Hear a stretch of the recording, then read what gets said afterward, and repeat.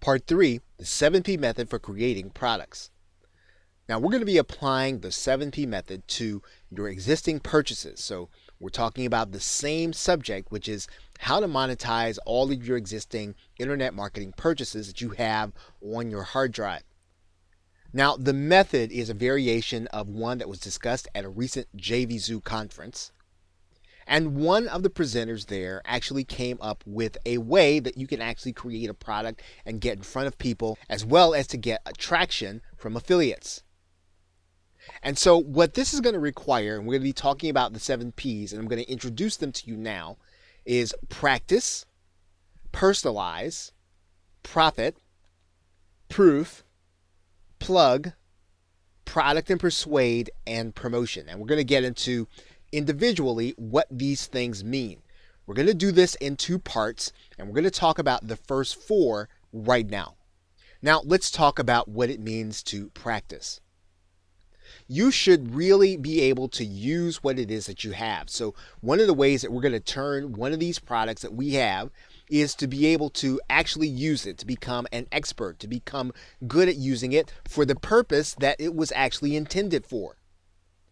And of course, as always, your goal is going to be to get a result.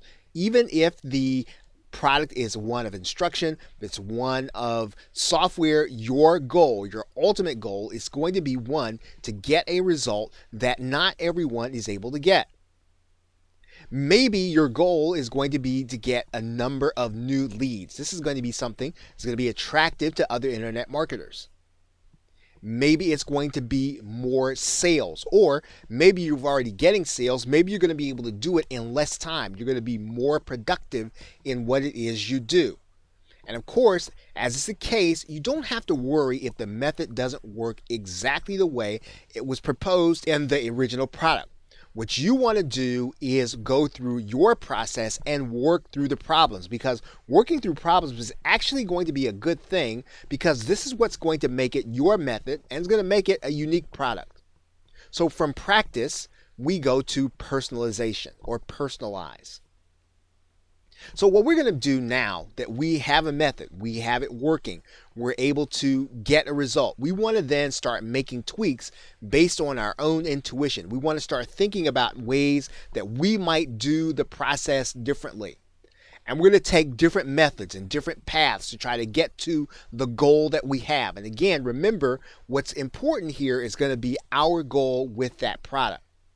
We're going to test different conclusions, just as you would do in a scientific method. You're going to test hypotheses. You're going to ask different questions that you don't see covered in either the manual or the tutorials. You're going to ask over and over, once you're getting a result, what if? What if you tried something different? What if you wanted a different result? What if there were different scenarios? You want to ask the kind of questions that you have that maybe were not covered or were not necessarily directed in the actual intent of the product. You then want to start developing your own resource list. So as you develop your product, you want to think about, well, what resources are you bringing to actually make it work that maybe were not included in the other product? You want to develop your own workarounds. This is vital. Again, once you're getting a result, the rest of this is going to be very academic. Probably the most important thing is to start getting a result. When you do that, you're going to start developing your own workarounds, your own shortcuts. You want to start thinking about things like designing your own software to answer your questions for your business. Maybe your business has a particular way of which you do things. You want to start thinking about, well, how can you design something that will answer your question, that will help you to accomplish your goals? Because that software is actually going to be sellable when you develop it yourself. Now, we're also going to want to have proof. So at every stage at which we're doing anything, in this process, we want to take a step and document everything that we're doing. We want to make sure whether we keep it in a journal, whether we keep it in a Google Doc, whatever we're doing, we want to make sure that every little step that we're taking, we are noting it down, because this is actually going to be the basis for our product. This is going to make for great case studies. And in some cases, a case study is sellable all by itself. It's going to make for very easy info product creation when you actually have to go back over what it is that you did. And it also helps you to know how to reproduce the results, how to teach people how they can get the same result that you did from the beginning. You want to document conditions. You want to document the time of day that you're doing, taking the steps that you're taking. You want to document the demographics. Document anything that you think of that could be a variable. It could be a vital thing that you can point out and a vital angle in your sales copy. Now, finally, in this video, we want to go over this word that we're calling plug. And basically, we're talking about creating a video testimonial for the vendor. So you were able to gain this insight because you actually got a product, you used it, and it actually worked for you. So you're going to start thinking about how you can make the vendor look good. Put it on YouTube. You want to take it then from YouTube and then share it on social media. When you do that, make sure that you're tagging the individuals that are involved. Contact them and then make them aware of how you're promoting them and their product and how it worked.